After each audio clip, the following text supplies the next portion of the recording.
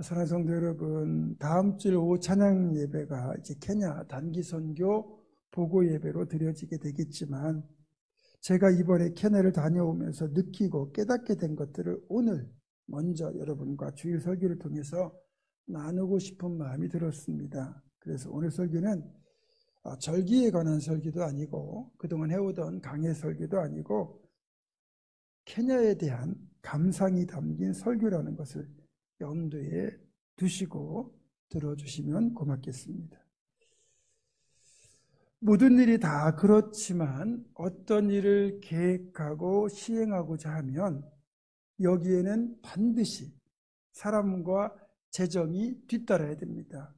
우리 교회는 재정적으로 보면 자립을 했다고 할 수 있지만, 그렇다고 해서 뭐든지 하고 싶은 걸 할 수 있을 정도로 사람과 재정이 충분한 상태는 아닙니다. 원하는 사역을 감당할 수 있는 인력과 재정 규모는 아니라는 거죠. 하지만 결론적으로 말하자면 이번 6기 케냐 선교도 꽤 많은 재정과 인력이 필요했는데 하나님이 훨씬 넉넉하게 채워주셨다는 겁니다. 물품도 다 가지고 갈 수 없을 정도로 넘치게 들어왔고, 선교비도 여러분이 넉넉하게 후원해 주셨고, 팀 구성도 순조롭게 되었습니다. 그래서 열심히 모이고 준비하고 연습하고 체크하고, 그리고 이제 물품을 분류하고 사역 준비를 했습니다.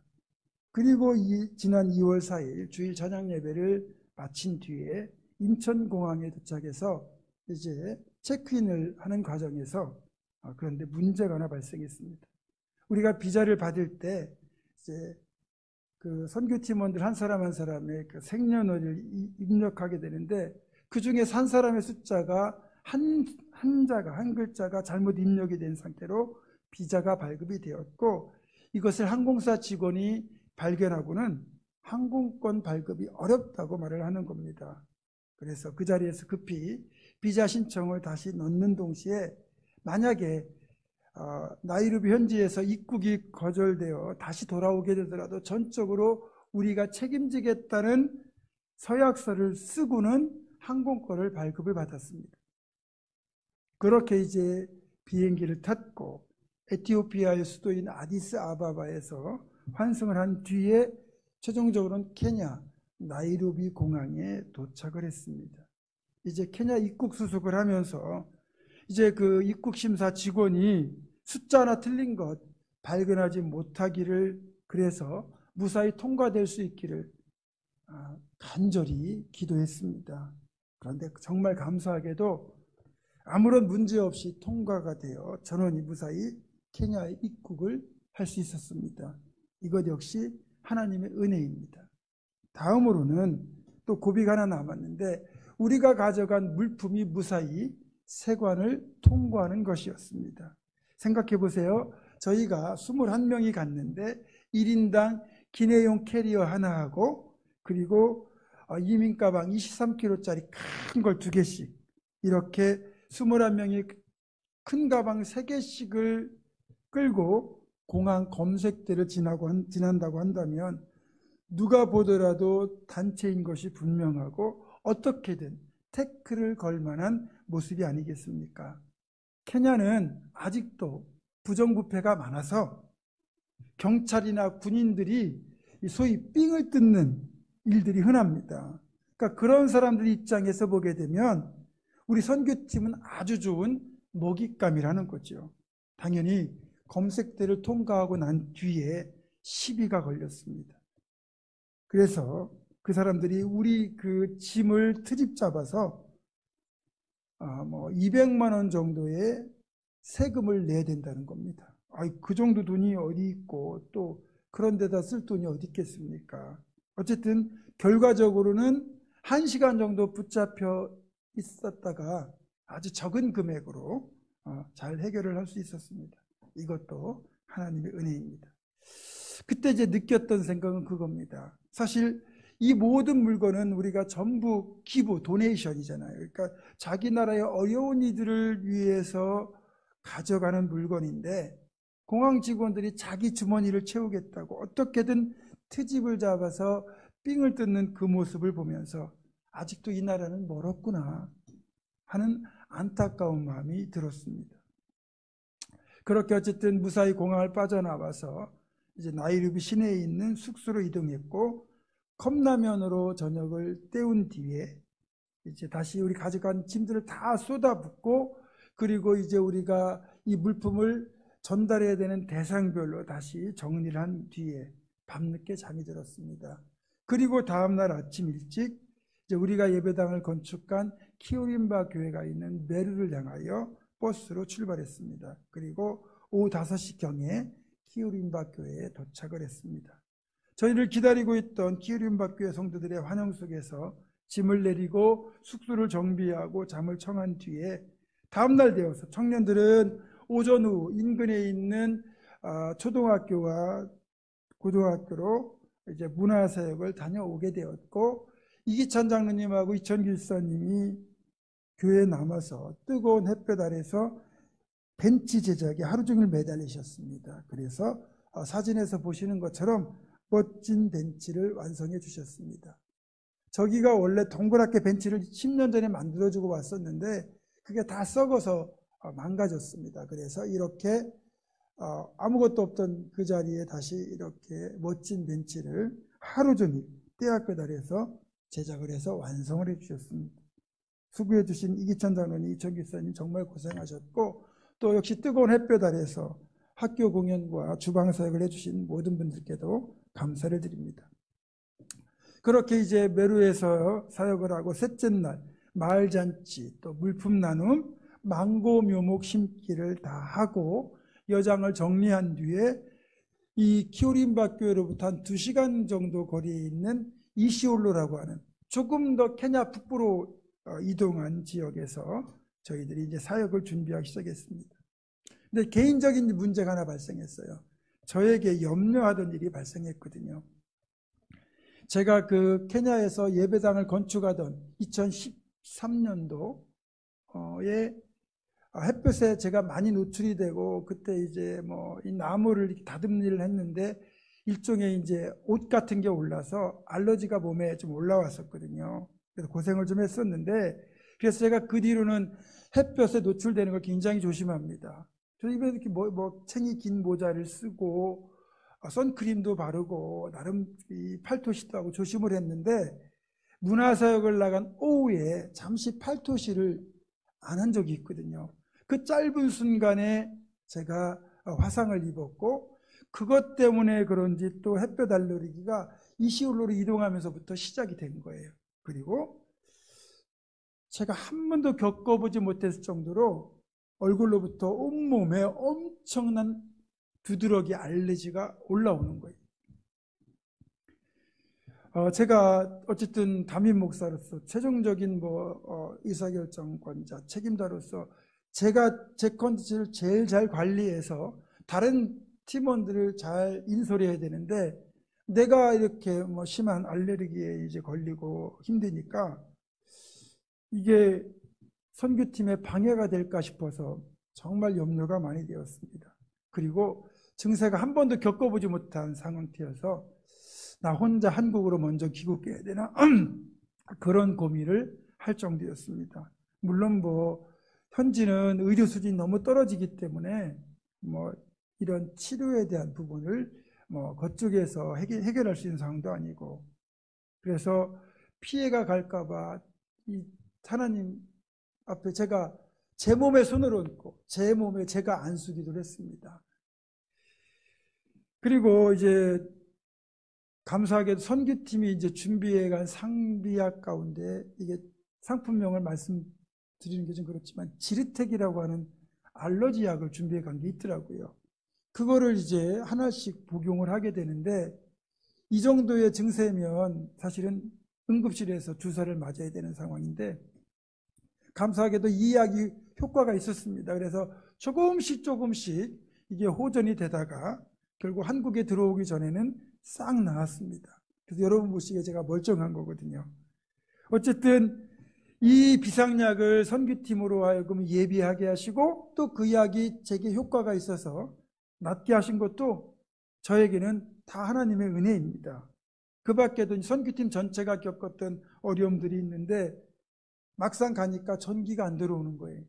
그러니까 준비한 장비를 쓸 수가 없는 거죠. 또 공연을 나갔는데 갑자기 앰프 배터리가 방전이 되고 또 방문하던 교회로 이동하던 차량의 타이어가 펑크가 나고 또 지나친 먼지와 건조한 기후 때문에 팀원들 대부분이 감기 증세로 고생을 하고 이런 크고 작은 문제들이 발생하기도 했지만 그때그때마다 하나님이 주시는 지혜와 임기응변 또 서로 협력하는 것을 통해서 잘 해결할 수 있었습니다. 최종적으로는 어쨌든 사역을 잘 마치고 한 사람도 다치지 않고 안전하게 귀국할 수 있었던 것 모든 것이 다 하나님의 은혜입니다. 그런데 이번에 방문하면서 제가 메루의 키오림바 교회를 이제 보면서 느꼈던 또 한 가지 생각이 있습니다. 이제 메루의 키오림바 교회는 우리 교회에 있어서 아주 소중한 교회잖아요. 우리 교회가 최초로 선교지에 세운 교회이고 예배당 건축을 할 때 직접 가서 우리가 땀과 수고를 더한 곳이기도 합니다. 많은 분들의 헌신과 후원으로 거기에 전기와 수도를 연결해주고 땅도 더 구입해주고 이듬해에는 교실까지 직접 지어주고 우리가 망고나무, 커피나무, 울타리용 나무까지 심어주었던 특별한 곳입니다. 그래서 케냐에 갈 때마다 적지 않은 물품과 재정을 이곳에 후원해 주었고 집중적으로 사역을 했고요. 이것을 바탕으로 이들이 좀 더 나은 미래를 열어가기를 우리는 기대했습니다.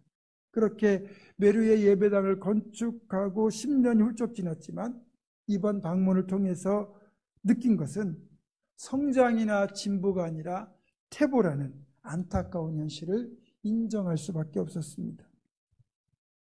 그렇게 된 근본 원인은 아무래도 담임 목사의 목회적 소양과 리더십 부족에 있다는 판단이 들었습니다.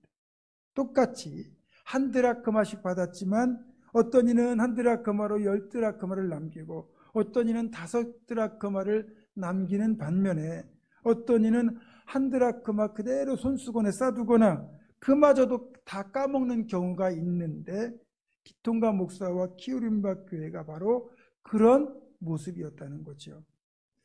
이번 6기 선교에서 우리가 방문한 모든 곳에서 우리가 은혜와 도전을 받았지만 저를 포함하여 대부분의 선교 팀원들이 이 메루에서 키오림바 교회에서 사역을 하면서는 적지 않은 실망을 했습니다.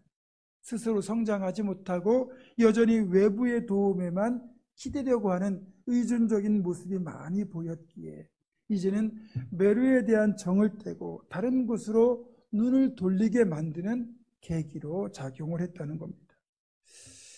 이미 이제 케냐의 강성진 선교사님은 그런 모습을 여러 차례 보시고 메루에 대한 마음이 많이 떠난 상태였지만 우리는 우리가 직접 교회를 건축한 곳이고 또 투자를 많이 한 곳이기 때문에 우리가 이 메루 키오림바 교회에 대한 강한 애정을 갖고 있는 걸 알고 계세요. 그래서 우리를 존중해서 이 메루에서의 사역을 많이 지원해 주셨지만 이번 여정을 통해 하나님께서는 우리로 하여금 메루에 대한 정떼기를 행하셨다라는 생각이 들었습니다. 우리가 그런 거 있잖아요. 누군가를 정말 사랑하지만 다시는 함께하기 어려운 상태가 될 때 일부러 서운하게 행동해서 정을 떼는 것처럼 우리로 하여금 메루에 대한 애정을 다른 곳을 향하여 쏟도록 정떼기를 이끄신다는 느낌이 들었습니다. 그리고 향후 또 선교를 나가게 될 경우 사역의 효율성을 따져보더라도 우리가 매우 키오림바 교회 예배당에서 숙박을 하는 것 때문에 주방팀이 꾸려져야 되죠. 주방도구 가져가야 되죠. 잠자리 준비하니까 매트리스와 모기장 여러 가지 침낭까지 가져가야 되죠. 그리고 이것 때문에 준비해야 되는 그런 비효율적인 부분들이 너무나 많습니다. 따라서 사역의 효율성을 위해서도 이제는 메루에 대한 집중을 내려놓고 새로운 방향을 찾을 필요가 있다는 결론이 들었습니다. 그렇게 메루보다 이제 나이로비에 더 멀리 떨어진 이시울루 지역에서 베이스 캠프를 다시 꾸리고 거기서 또 버스로 1시간 정도 더 이동을 하면 투르카나 또 삼부루 지역이 나오게 되는데 이곳은 워낙 오지이기 때문에 선교의 손길이 거의 미치지 않는 곳입니다.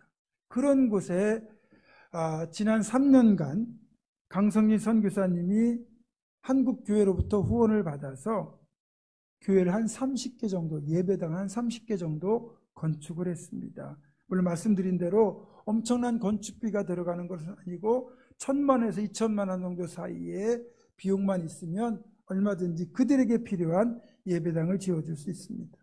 이 지역은 워낙 건조한 지역이기 때문에 하루 한 끼도 먹기 힘든 어려운 지역입니다. 그런 사람들이다 보니까 아무리 예배에 열정이 있고 신앙이 뜨겁다 하더라도 자신들의 예배당을 자신들의 힘으로 건축한다는 건 꿈과 같은 일입니다. 게다가 이런 오지에 외국인들로 이루어진 선교팀이 방문한다는 건 있을 수 없는 일입니다. 그렇기 때문에 예배당이 건축이 되고 또 선교팀이 이곳을 방문한다는 것 자체가 이분들에게는 엄청난 기쁨이라는 거죠. 무엇보다 놀랐던 건 우리가 교회를 세운 것도 아니잖아요. 그런데 이분들은 우리가 그곳을 방문하니까 마치 우리가 예배당을 세워준 것처럼 우리를 환영합니다. 하늘에서 온 천사처럼 우리를 대우해 줍니다. 가는 곳마다 환한 미소와 뜨거운 열정으로 우리를 환대해 주었습니다. 솔직히 우리가 어딜 가서 이런 환대를 받을 수 있을까요? 이들이니까 그렇게 우리를 환대해 준 겁니다. 말씀드린 것처럼 한 끼 식사도 어려운 이들이지만 정성껏 식사를 준비해서 우리를 대접하고 또 그들의 액세서리인 목걸이와 팔찌 등을 벗어서 우리들에게 선물로 줄 아는 마음만큼은 넉넉한 이들이었습니다. 물론 저희도 빈손으로 가진 않았죠. 우리가 방문한 교회를 포함하여 30개 교회에 염소 2마리씩 여러분들의 후원을 받아서 다 분양을 해 주었고요. 또 마을잔치를 통해서 한 끼만큼은 배부르게 드실 수 있도록 식사를 대접했고, 또 저희가 직접 방문한 교회들은 성도들 모두에게 돌아갈 수 있도록 옥수수 가루와 사탕과 또 축구공 같은 것을 선물로 전달했습니다. 의외인 건 어른들도 사탕을 정말로 좋아하시는 겁니다. 우리는 몸에 안 좋다고 잘 안 먹잖아요. 근데 아이들은 당연히 좋아하고 어른들도 사탕조차도, 알사탕조차도 드실 기회가 없는 분들이다 보니까 정말로 사탕 하나 가지고도 행복해 하셨습니다. 애들만 좋아할 거라고 생각했던 저희의 오산이었습니다. 이번에 그렇게 우리가 방문한 교회들은 3일간 총 8개 교회였는데 금요일에 5개 교회, 토요일에 2개 교회, 주일에 1교회 이렇게 방문했습니다. 마지막 주일에 방문한 교회는 저희가 하루 종일 그곳에서 사역을 했는데요. 이 교회까지 오려면 성도들은요, 최소한 떼약밭 아래에서 가깝게는 10분, 멀리는 2-3시간까지 걸어와야 됩니다. 그런데요, 이들은 예배당에 올 때 자기들에게 있는 옷 중에 가장 예쁘고 화려하고 좋은 옷을 입고 예배당에 온 뒤에 몇 시간씩 그 무더위 속에서도 열정적으로 춤추며 노래하며 하나님을 예배합니다. 한번 영상 보실까요?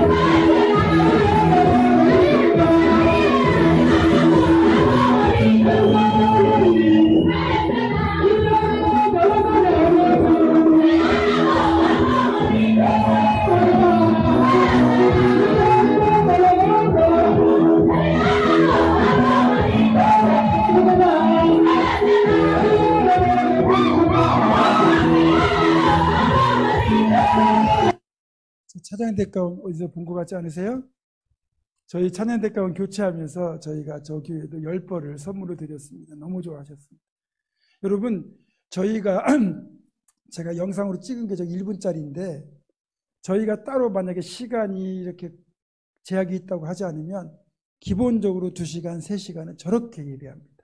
그리고 실내니까 조금 덜 덥긴 하겠지만 저때 기온이 30도입니다. 영상 30도. 그러니까 저희는 더워서 반팔 입고도 헉헉대고 있는데 이분들은 긴팔 입고요. 저렇게 춤을 추면서 2-3시간을 하나님을 열정적으로 예배합니다.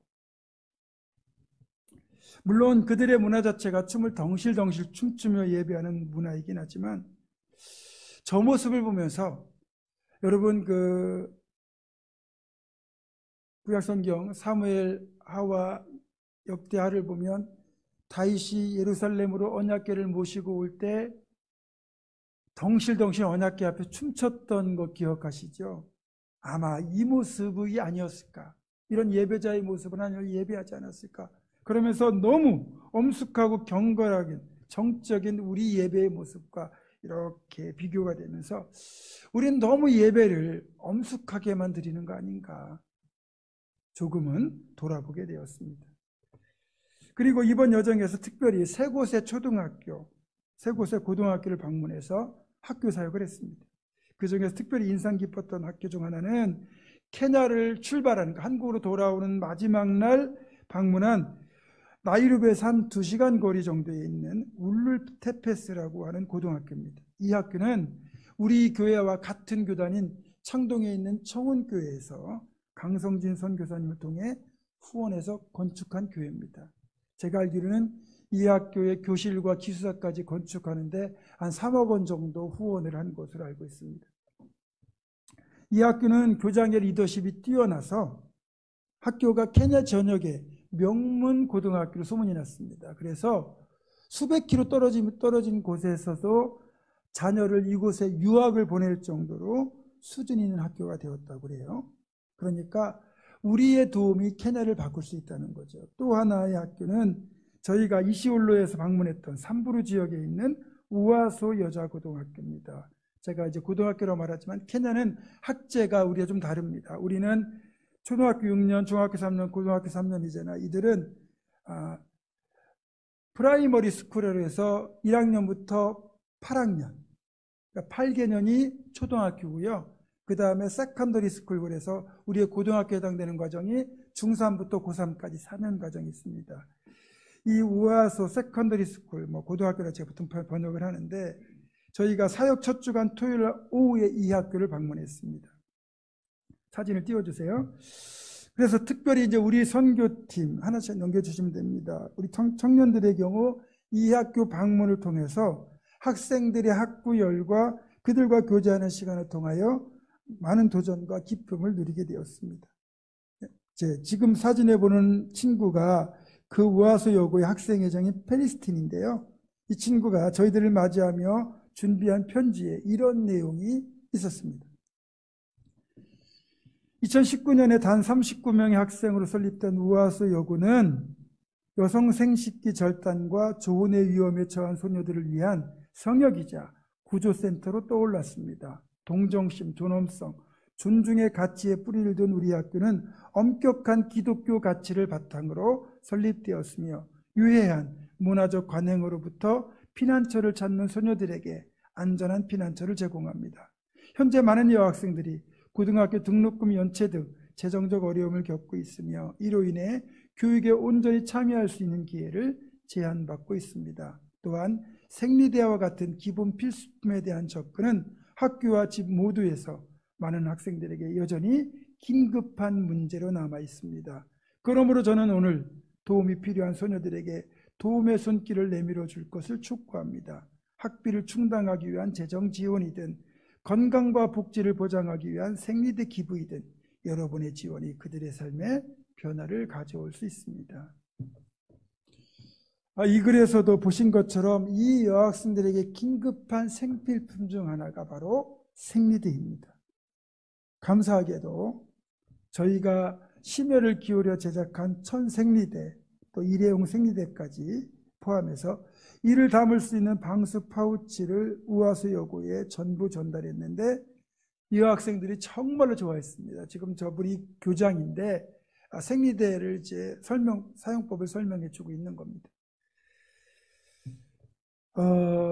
그 학생들이 520명입니다. 여학생 총 숫자가. 그래서 520명 전원에게 천생리대와 일회용 생리대, 그리고 그걸 담을 수 있는 파우치 2개, 그리고 생리대를 빨아서 들 수 있도록 비누까지 그 안에 넣어서 그렇게 패키지로 전달을 했습니다. 누가 봐도 이제 이 선물들은 귀한 선물인데, 특별히 저희가 제작해서 가져갔던 이 에코백, 그 다음에 필통, 파우치 이런 것들, 현지에서는 정말 인기 폭발이었습니다. 명품같이 생겼잖아요. 그래서 선물도, 우리가 선물하는 것 내용도 중요하지만 이 가치 있는 선물을 포장을 잘하면 훨씬 더 그 값어치가 올라가잖아요. 그래서 이 귀한 것들을 담을 수 있는 가방과 또 파우치, 그리고 필통을 만들어 주신 우리 집사님들에게 다시 한번 감사를 드립니다. 그날 제가 이제 그날뿐만이 아니라 방문하는 모든 곳에서 저를 학교 교장이든 아니면 교회 담임 목사든 저를 따로 살짝 부르는 거예요. 그래서 무슨 얘기를 하려고 하나 가서 보면 도와달라고, 재정 지원해달라고. 그렇게 말한 이유가 뭐겠습니까?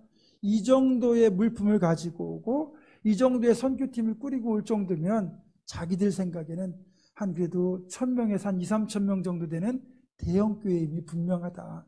그러면 재정적인 능력도 뛰어날 거다 생각하고 그런 부탁을 하는 거예요. 그 정도로 우리 선교팀의 역량은 평균을 뛰어넘는 엄청난 역량입니다. 그만큼 선교팀원들이 열심히 섬겼다는 거고, 또 여러 번의 선교 경험에서 노하우가 축적된 덕분이기도 하지만, 성도들께서 그만큼 우리를 지원해 주시고 물질과 물품으로 후원해 주셨기 때문에 가능했던 거지요.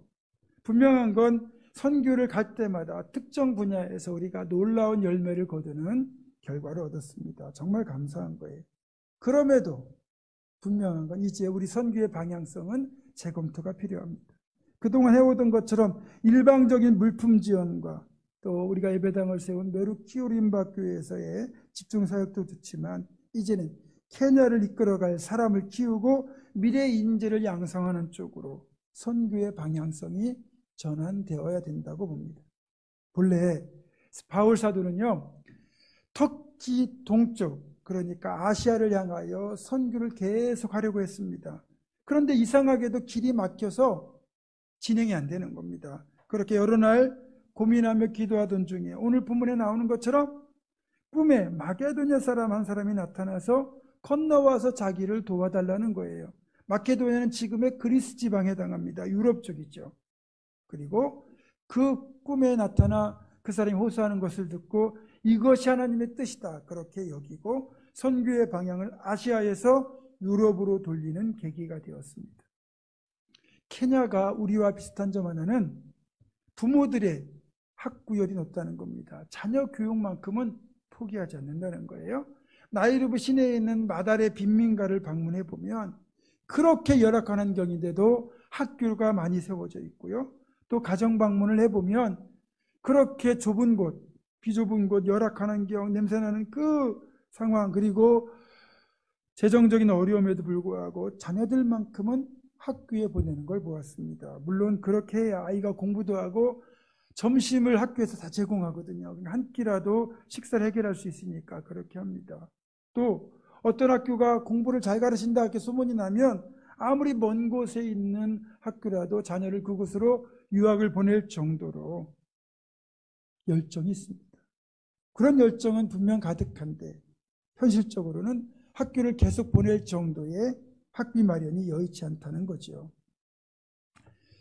예전에 케냐에 다녀오신 분들이 그래서 장학금을 보내기도 했고 지금껏 계속 후원하는 분들도 계시지만 어쨌든 이런 수혜의 폭을 좀 더 확장할 필요가 있다고 생각합니다. 그리고 향후 케냐에 다시 간다고 한다면 학교에서의 사역도 집중적으로 해야 될 필요를 느꼈습니다. 말씀을 맺습니다. 6기 케냐 선교를 위하여 기도와 물질과 또 사역으로 동역해 주신 모든 분들께 다시 한번 깊은 감사를 드리고 이후 우리 교회를 통하여 더 놀라운 일들을 하나님께서 이루시기를 소망하며 저는 이제 당분간 성도 신방과 교회 목회 힘쓰도록 하겠습니다. 3월부터 전교인 가정 신방을 하도록 하겠습니다. 분명한 것은 우리를 향하신 하나님의 뜻이 있는데 그것은 우리가 땅끝까지 복음의 증리되는 것, 하나님 나라를 확장하는 것이고 그것이 하늘의 상급을 쌓는 복된 일이기도 합니다. 그렇기에 앞으로도 선교는 어떤 상황에서도 포기할 수 없는 사명이자 우리 교회가 감당해야 될 몫이기도 합니다. 우리 모두 땅끝까지 복음을 전하고 하나님 나라를 확장하는 일에 더욱더 힘쓸 수 있기를 주님의 이름으로 축원합니다. 기도하겠습니다. 2024년도 케냐 단기 선교를 은혜 가운데 잘 마치고 돌아오게 하심을 감사드립니다. 선교를 위해 동역한 모든 이들에게 하늘의 복과 땅에 넘치는 복을 가득 채워주시고 우리 교회가 주님 오시는 그날까지 땅끝까지 복음을 전하고 하나님 나라를 확장하는 귀한 사명을 잘 감당하는 주님의 교회가 되게 하여 주시옵소서. 우리 주 예수 그리스도의 이름으로 기도드립니다. 아멘.